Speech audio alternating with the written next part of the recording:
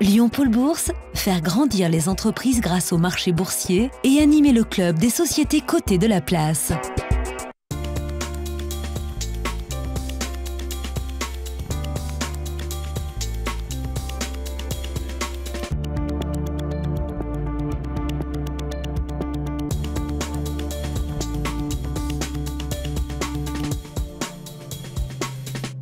Bonjour, bienvenue dans Bourse et Valeurs, l'actualité des entreprises cotées sur TLM. À suivre cette semaine, la société Biomérieux qui publie des résultats semestriels en croissance de 8,2% pour son résultat opérationnel et même de 30% pour son résultat net. Le chiffre d'affaires n'augmente quant à lui que de 3,1% à 1,134 milliard d'euros en raison d'un impact de change négatif de 80 millions d'euros à 77,20 €. Le titre Biomérieux s'inscrit en hausse de 3,3% depuis le 1er janvier.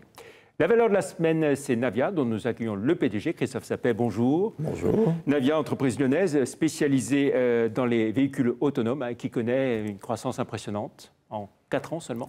Tout à fait. Donc, société qu'on a créée vraiment à partir des activités préexistantes d'une autre société qui s'appelait Induct, qui était spécialisée dans les véhicules autonomes. On a capitalisé effectivement sur ce développement, ce qui nous a permis d'arriver très vite sur le marché.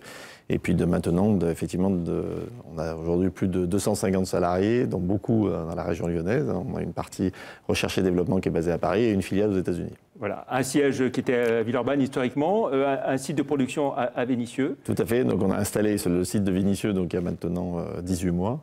Et effectivement, on connaît une croissance très forte, effectivement une croissance des effectifs très importante, puisqu'effectivement, il faut qu'on fasse les véhicules, si vous voulez, qu'on vend, et donc on doit faire face effectivement à une croissance très forte de notre chiffre d'affaires. Alors, je disais des cadences de production qui s'accélèrent, c'est de quel ordre à peu près? Alors, on fabrique à peu près une quinzaine de véhicules par mois sur notre site de Vénissieux, et à peu près 2 à 3 véhicules par mois sur notre site aux États-Unis qu'on vient d'ouvrir, donc c'est un peu en cohérence avec nos objectifs de chiffre d'affaires. Si on essaye de voir vos clients, tout ce qui est transport en commun, entre autres. Alors, mais tous les véhicules autonomes, effectivement, connaissent effectivement des développements très forts, à la fois sur ce qu'on appelle les sites privés, sur lesquels il n'y a pas de réglementation routière, parce que vous savez qu'un des problèmes qu'on a, c'est qu'effectivement l'autorisation de ce type de véhicule.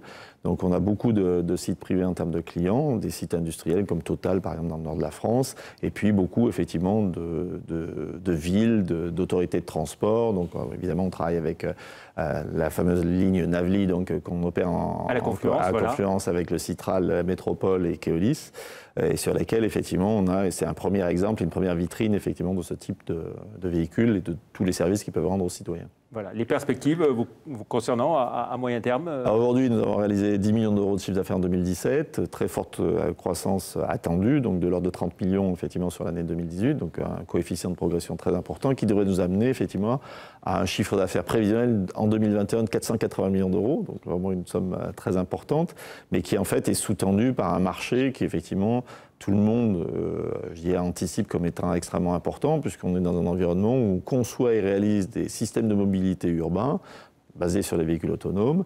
Et aujourd'hui, il faut savoir que 60% de la population mondiale est attendue effectivement dans les grands centres urbains. On est à 50 aujourd'hui, 70% en 2050. Donc il faut faire face à des problématiques d'engorgement de trafic, à des problématiques de pollution. Et effectivement, les véhicules autonomes ne sont pas la seule solution, mais sont une des solutions importantes pour avoir un usage partagé en fait, des véhicules. Voilà. Et compte tenu de ces développements très significatifs, vous avez décidé d'aller en bourse avec une introduction juste avant les vacances. Alors tout à fait, ça a été effectivement un projet qui a duré un certain temps, puisqu'en fait, vous savez, un processus d'introduction en bourse est assez long, c'est devenu assez complexe aujourd'hui.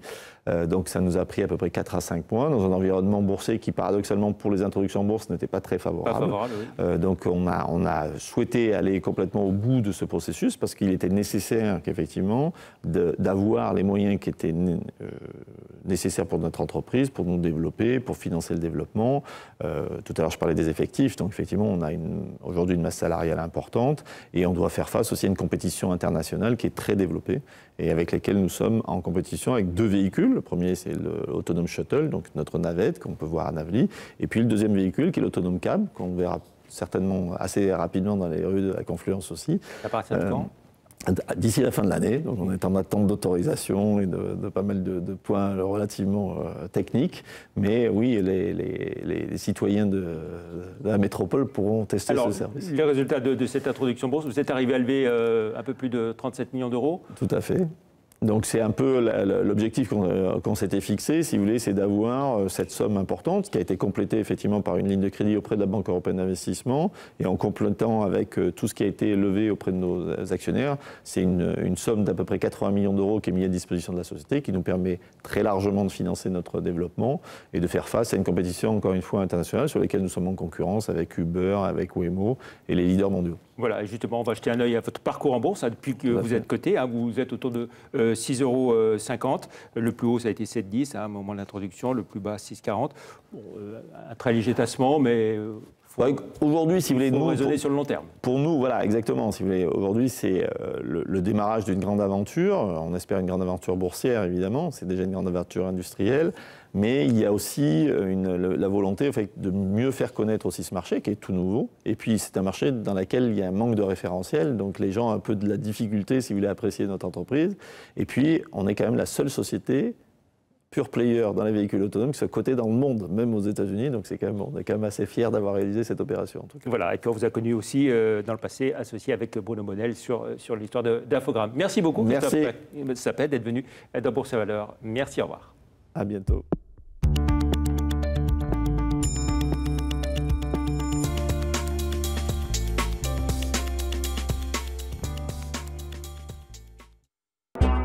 Lyon Pôle Bourse, faire grandir les entreprises grâce au marché boursier et animer le club des sociétés cotées de la place.